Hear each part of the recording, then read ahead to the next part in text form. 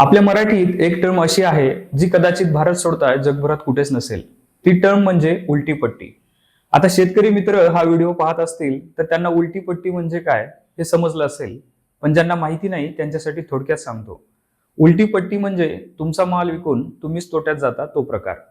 आता हे आणखी लक्षात यावं त्यासाठी एक पावती बघू. ही पावती कालपासून राज्यभर चर्चेत आहे. प्रकाश गलदर नावाचे शेतकरी आहेत. छत्रपती संभाजीनगर जिल्ह्यातील पैठण तालुक्यातील ते रहिवासी आहेत. त्यांनी यंदा कांद्याचं चांगलं उत्पन्न घेतलं. 14 पोती कांदे घेऊन त्यांनी पैठणची कृषी उत्पन्न बाजार समिती गाठली. बाजार समिती म्हणलं की तोलाई, हमाली असं सगळं येतच. तर या प्रकाश गलदर यांनी कांदा विकला राज कांदा कंपनीला. कांद्याचं वजन भरलं 1262 किलो. त्यांना प्रति किलो 1 रुपया भाव मिळाला. म्हणजेच 1262 किलो कांद्याचे 1262 रुपये मिळायला पाहिजे होते. पण बाजार समितीतील हमाली, तोलाई, भराई, वाराई हा सगळा खर्च होतो 1263 रुपये. त्यामुळे त्यांना 1 रुपया उलटी पट्टी आली. मागच्या काही दिवसात कांद्याच्या दरात मोठी घसरण झालेली दिसून येते.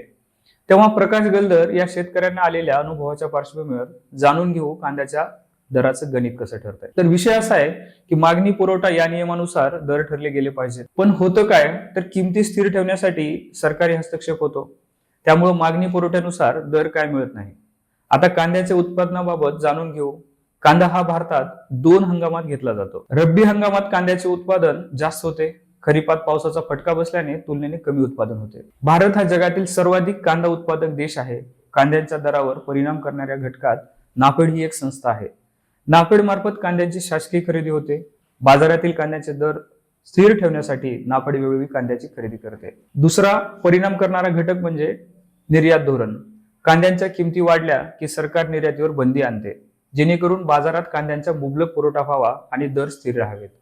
आता प्रश्न पडतो की दर स्थिर का ठेवायचे आणि नेमकं निवडणुका असल्या की कांद्याचे दर कसे पडतात. तर कांद्याचे दर आणि निवडणुका यांचा घनिष्ठ संबंध आहे. 1998 सालच्या दिल्ली विधानसभा निवडणुकीवेळी कांद्याचे दर अचानक वाढले.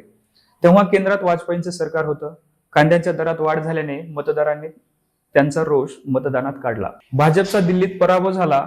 अन्य राज्यात देखील भाजपला कांद्याच्या दरवाढीचा फटका बसला. लोकांनी वाढलेल्या महागाईचं खापर कांद्यात शोधलं आणि सरकार पाडलं.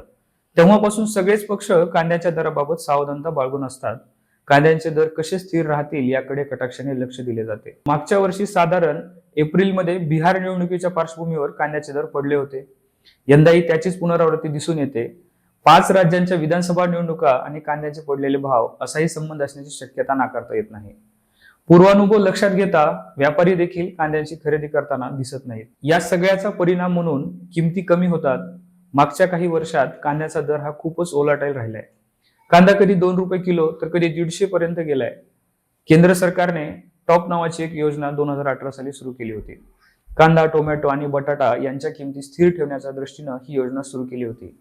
पण त्या योजनेचे फारसा काही फरक पडलेला दिसून येत नाही.